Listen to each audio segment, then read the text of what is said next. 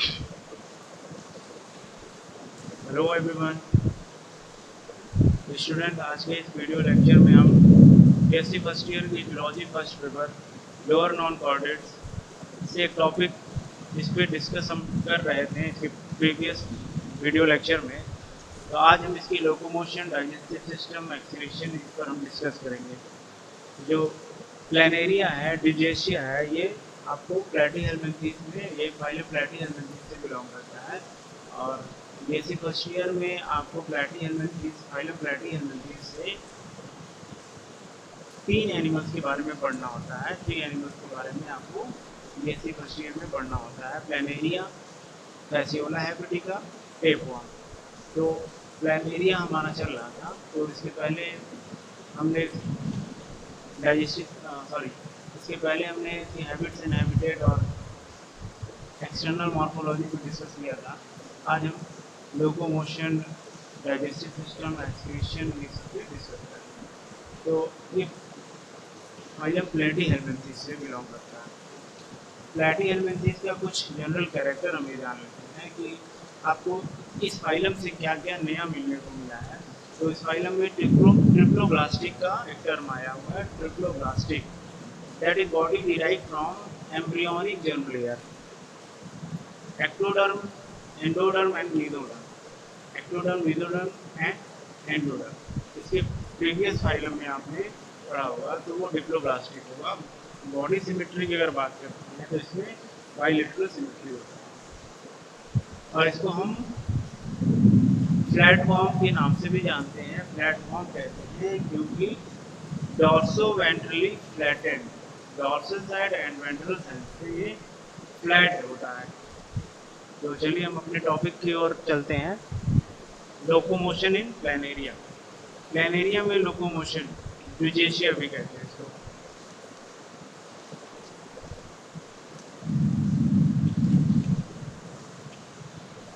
ड्यूजेशिया, how aquatic, does not swim in water. Planaria जो है ये ड्यूजेशिया, ये एक्वाटिक होता है। Does not swim in water, मतलब वो स्विम नहीं करता है, कोई ऐसा लोकोमोटरी ऑर्गन नहीं होता है, स्विम नहीं करता है। It always move in contact with some substratum. ये मूव कैसे करता है? किसी बेस से, सबस्ट्रेटम से, जैसे किसी प्लांट पर हो, एनिमल वाटरी प्लांट पर हो,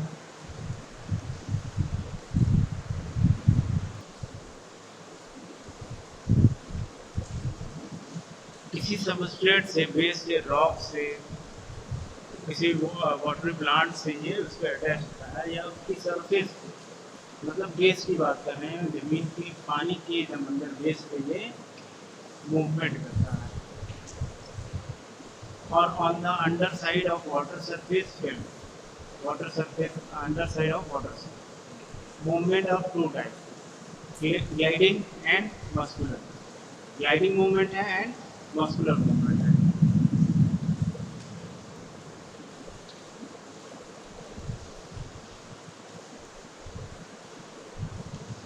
तो पहला देखते हैं ग्लाइडिंग एंड सीलियरी मूवमेंट, जिसको हम सीलियरी मूवमेंट भी कहते हैं। These are perform with the help of cilia. ये किससे परफॉर्म होगा? सीलिया से होता है। और इसका सीलिया का प्रेजेंट होता है वेंट्रल से। A thin layer of mucus is first poured on substratum cilia, then beat backward the mucus layer, resulting in forward movement of body.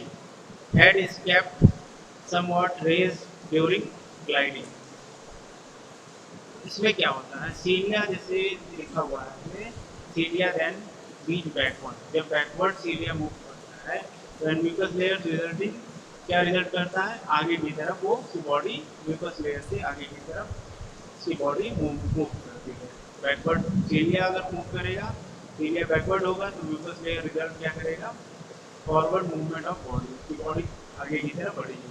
Head is kept somewhat raised during gliding. Muscular movement देखते हैं तो इसमें muscular movement, these are responsible for the bending and twisting of the body in different form and for crawling during crawling the body first elongate by, देखिए इसमें कैसे होता है, muscular movement, muscle से ये मूव करता है। These are responsible for the bending and twisting. इसमें बेंडिंग एंड ट्विस्टिंग, ट्विस्ट होता है, ट्विस्ट होता रहता है, जिससे बॉडी आगे की तरफ बढ़ती है।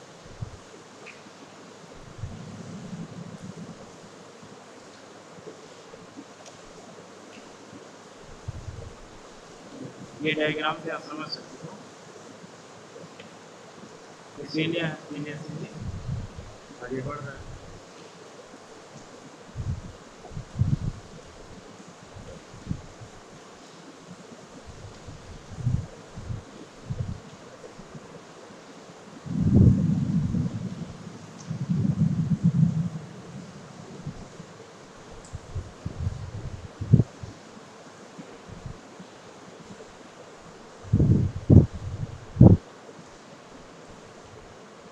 Digestive system of Planaria. Planaria में डाइजेस्टिव सिस्टम को वर्णन देखते हैं, तो इसमें एलिमेंट्री कैनाल वो इनकम्प्लीट होता है। एलिमेंट्री कैनाल इसका इनकम्प्लीट होता है।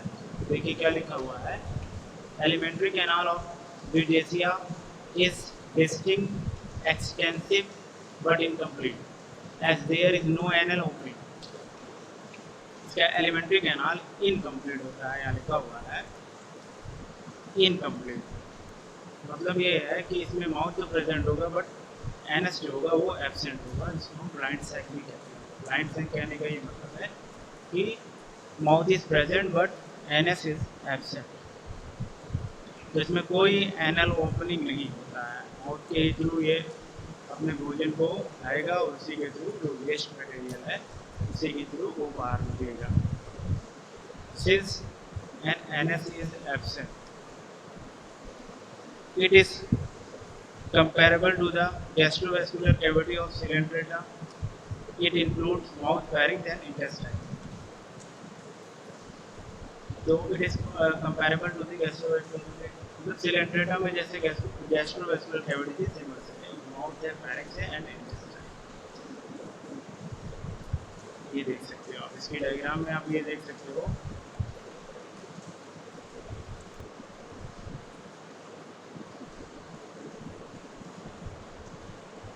तो ये प्लानेरिया की एक बॉडी है।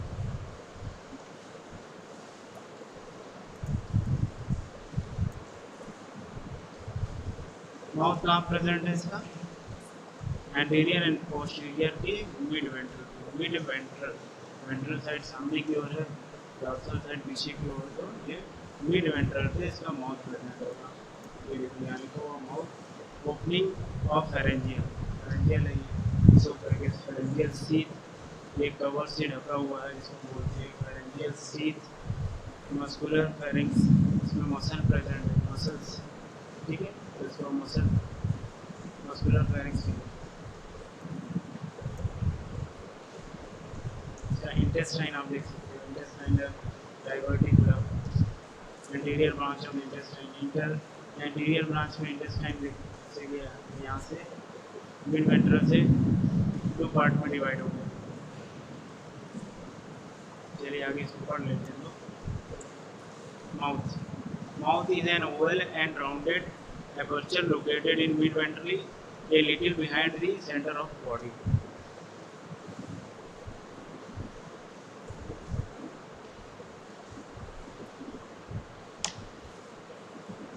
माउथ जो है वो ओवल और राउंडेड शेप में होता है, ठीक है। लोकेटेड कहाँ लोकेशन है इसका, मिड वेंट्रल साइड में, a little behind the center of body। आप इस डायग्राम से देख सकते हो माउथ, क्या ये माउथ है, ये फेरेंजियल ओपनिंग है। बकल कैविटी आपको दिख रहा है, ठीक है, pharyngeal sheath, pharynx, mouth open into a large elongated and non-muscular cavity called pharyngeal chamber। Mouth फिर किस में ओपन होगा, pharyngeal chamber में, pharynx में ओपन होता है, जो लार्ज इलोंगेटेड होगा एंड नॉन मस्कुलर कैविटी होगा। कोई इसमें मसल कैविटी नहीं पाई जाएगी, कोई मसल इसमें नहीं पाई जाएगी। इसमें आप देख सकते हैं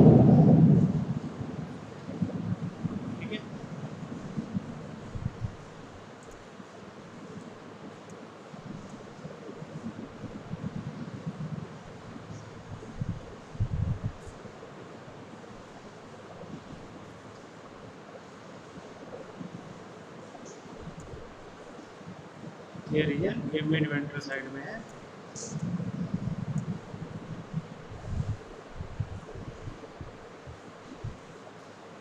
It is bounded by an epithelium or pharyngeal sheath. It is bounded by an epithelium and or pharyngeal sheath. Within the chamber lie the elongated, thick-walled, cylindrical, and highly muscular pharynx. It is bounded by an epithelium or pharyngeal sheath. Within the chamber lie elongated, thick-walled, cylindrical, and highly muscular pharynx. ये जो layer आपको दिख रही है, line दिख रही है, pharyngeal sheath, ये epithelium cell यहाँ पर है, ठीक है।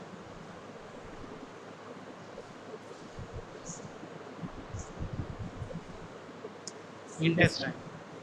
Anteriorly, pharynx lead through an inconspicuous esophagus into the intestine, enteron or intestine, which immediately form three main branches, one median and two lateral branches. Median branch extend to the anterior end. Median branch है वो anterior end पे होगा, and each lateral branch immediately bends backward and extend to the posterior end. This type of three-forked intestine is a characteristic feature of the tubularian order Trichelidea.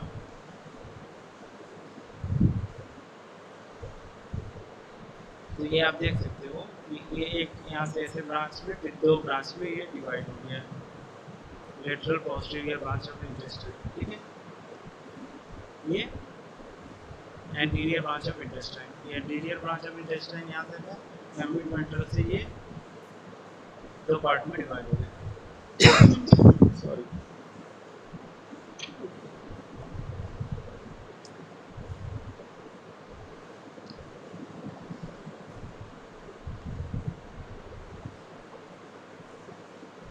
One median है, to lateral, दो part में divide हो गया। Nutrition, Planaria में nutrition की अगर हम बात करते हैं तो ब्यूजेशिया इज ए कार्निवोरस एनिमल, ये कार्निवोरस एनिमल्स होता है, ठीक है। Its prey upon small animals like crustacean, worms, nematodes, insect, etc. ये किस पे फीड करता है? Crustacean, worm, nematodes, insect etcetera, इन सब चीज़ों पे ये फीड करता है और ये कार्निवोरस होता है। And सबस्टेट्स also body fragment larger animal dead और लिविंग।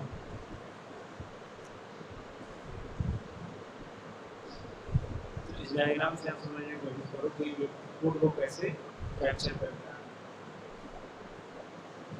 ठीक है। ये प्लानेरिया एसिडिया या म्यूकस लेयर्स,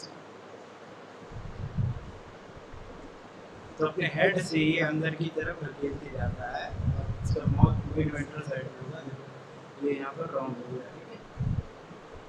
ठीक है। ये इसके माउथ इन्वर्टेड फायरिंग्स से ये इन्वर्टेड होता है, मतलब उसको इंजेस्ट कर लेता है, फिर जो ये रिमेन बचता है उसको छोड़ देता है, तो बढ़िया। Ingestion. Food is detected from some distance by special sensory cell located at the side of head. When it's approach the food, it's begin waving its head from side to side. Then it moves over the prey of trap by passing its body between its ventral surface and substratum, and by pouring over its the sticky secretion of adhesive gland and diabetes. Now pharynx is inverted to ingested the food by peristaltic movement, smaller prey ingested peristaltic movement। यहाँ तक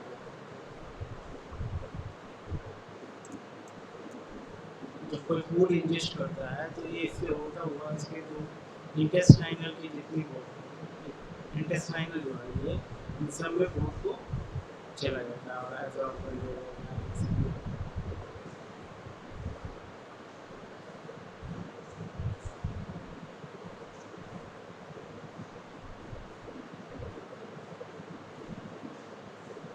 Digestion. Digestion is both intracellular and extracellular. इनमें digestion intracellular भी है and extracellular, inter cell के अंदर और cell के बाहर। Fat are probably digested extracellular, जो फैट्स होंगे वो सेल के बाहर डाइजेस्ट होंगे in the lumen of intestine, intestine के ल्यूमेन में। Intracellular digestion is about by amoeboid cell. Intracellular digestion जो होगा वो एमीबॉइड सेल के थ्रू होगा, जो डाइजेशन होने के बाद पूरे बॉडी में ये पहुंचा देगा। Lining the intestine which engulf microscopic particles and incorporate them in food.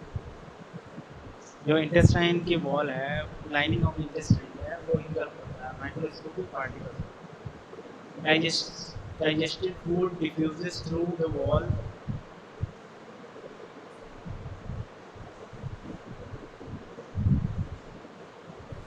of intestine into surrounding mesenchyme. Highly branched intestine and mesenchyme make possible the distribution of digested food to all the parts in the absence of circulatory system. Preserve food mostly in the form of fat and sometimes as protein globules stored in the epithelial cell of intestine. तो digestion होने के बाद इसकी पूरी body में amoeboid cell होता है, इसके थ्रू पूरी बॉडी में इस डायग्राम का इसका इंटेस्टाइन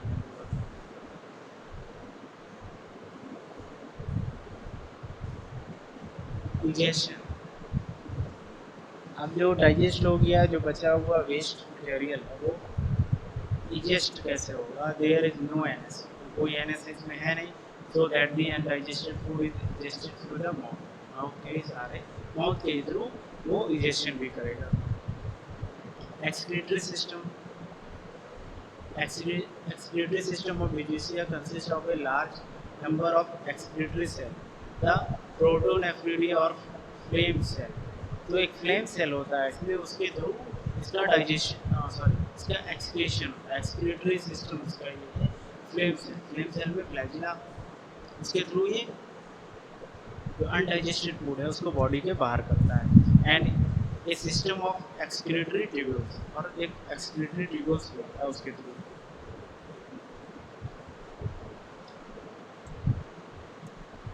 ये फ्लेम सेल है, इसमें सीलिया प्रेजेंट है, इसी से जो अनडाइजेस्टेड फूड है ये बाहर की तरफ आ जाता है। आप ये जो पोर्शन देख रहे हो, ठीक है,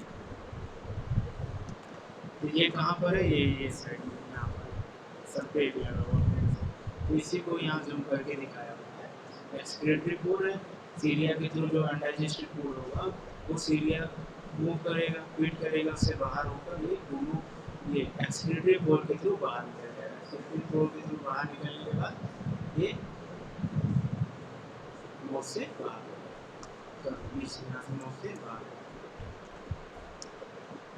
फ्लेम सेल, ये भी फ्लेम सेल है। एक्सक्रीटरी फूड आपको दिख रहा है, ठीक है। एक्सक्रीटरी डक्ट, इसको डक्ट कहेंगे, ज्वाइंट है ये, ठीक है।